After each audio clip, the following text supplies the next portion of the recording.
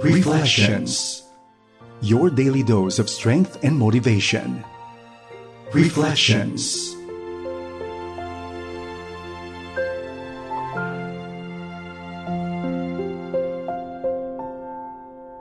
Isang mapagpalang araw sa iyo, kaibigan. Marami pong salamat sa inyong pagsama sa akin dito po sa programang Reflection sa FEBC Radio TV. Ako po ang inyong kaibigan, si Ruth Larama Dizon. Samahan niyo po ako sa 30 minutong pagbubulay-bulay ng salita ng Diyos. Alam niyo po, nitong mga nakarang araw, sa ating mga naririnig sa balita, sa ating mga nababasa sa mga pahayagan at sa mga nakikita natin sa social media, yung mga balita po ay hindi maganda, hindi po ba? At dahil po dito, nag-overthink tayo, nag-iisip ng mga worst case scenario, at dahil dito ang ating puso ay napupuno ng takot at mga agam-agam. Yan po ba'y totoo sa inyong buhay? Well, it became true of me the other week. As I was pondering about what could have happened, what would happen, my heart was filled with a little heaviness because I was imagining things and forecasting things na may or may not happen at yung impact nito sa aming mga ginagawa, no? Alam niyo po, ang ating pong ministeryo ay isang faith-based organization at ito po ay nananatiling buhay, nananatiling nagbo-broadcast ng gospel ng good news sa pamamagitan po ng dakilang katapatan ng Panginoon at through the generous giving of our supporters. And ang aming pong departamento ay isa po yan sa aming mga mandato is to build relationship with everyone and to just promote the ministry of FEBC. At minsan po ay pumasok sa aking isipan, paano na kaya tayo sa ating mga susunod na panahon, ano?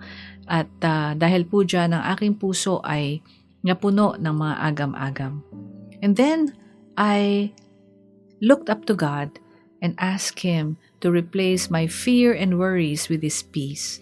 And He gave me 2 beautiful stories in the book of Luke, chapter 9, and magipong ang mula po sa verse na 1 up to verse 6, and also the story of Jesus feeding the 5,000 from verse 10 up to verse 17. And kung babasahin niyo po itong mga verses na to, ito po ay ang panahon na tinawag ni Jesus ang kanyang 12 disciples and gave them the power and authority to cast out all demons and to heal all diseases. And as He ordered them to go out and tell everyone about the kingdom of God and to heal the sick, ito po yung sinabi niya sa verse 3. Sabi niya, take nothing for your journey. Don't take a walking stick, a traveler's bag, food, money, or even a change of clothes. Yung po ang sinabi niya, mahumayo kayo. Gawin niyo ang aking iniutos sa inyo. Ngunit huwag kayong magdala ng anything for your journey. Napatanong ako sa aking sarili, bakit kaya ito nasabi ng ating Panginoon? It is because He wants us to be fully dependent on Him. At ito po ang sagot ng Panginoon sa aking mga agam-agam. That He wants me to be fully dependent on Him. That it is not up to me, it is not up to my own efforts na masusustain ang ministeryo na ito, kundi sa kabutihan at biyaya ng ating Panginoon. And another story that blessed my heart was the story of the 5,000.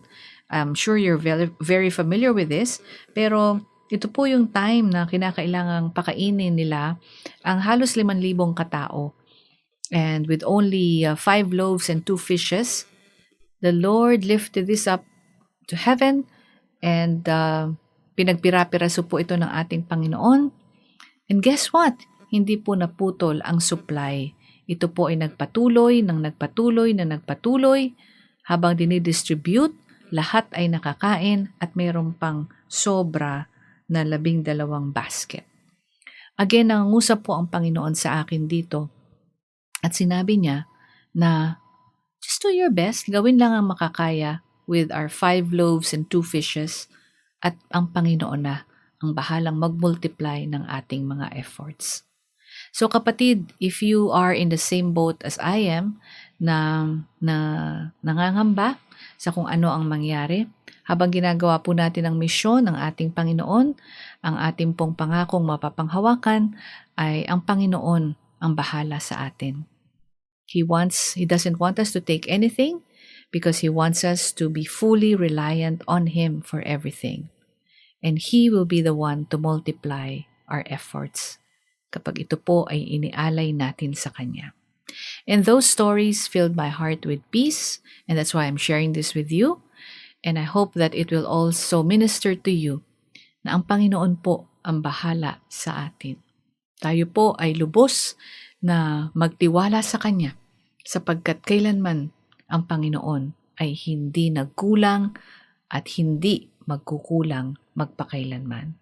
Siya ang makapangyarihan Diyos, siya ang Diyos na buhay at walang imposible at mahirap para sa ating dakila at makapangyarihang Panginoon. Nawa po ito'y maging pagpapala sa inyong puso at kayo ay mabigyan ng kanyang biyaya at kapayapaan sa gitna ng inyong kabagabagan at kagulumihanan. Ang Panginoon po ang ating maging kapayapaan. Tayo po ay manalangin. Panginoon, marami pong salamat sa inyong salita na nagbibigay buhay at tapang sa aming puso.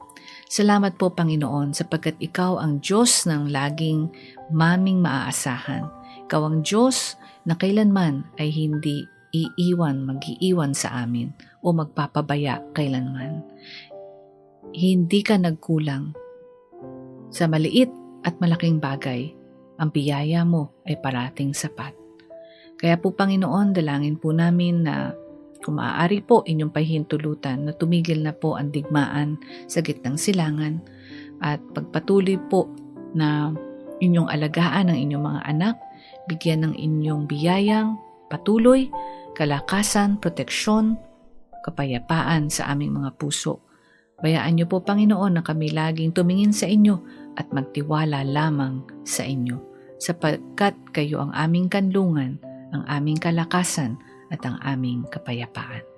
Ito po'y aming samot dalangin sa pangalan ni Jesus na aming Panginoon at tagapagligtas. Amen. Ako po si Ruthel Ramadison at nawa po ang ating pong pagbubulay-bulay at kwentuhan ngayong gabi ay nakapagbigay ng kapayapaan sa inyong puso. Ang mga salita ng ating Panginoon ay parating nariyan. Nawa po ito'y ating saliksikin at gawing ating kalakasan sa ating pang-araw-araw na buhay. Hanggang sa muli po, pagpalain po tayong lahat ng ating Panginoong may kapal. Reflections. Your daily dose of strength and motivation. Reflections.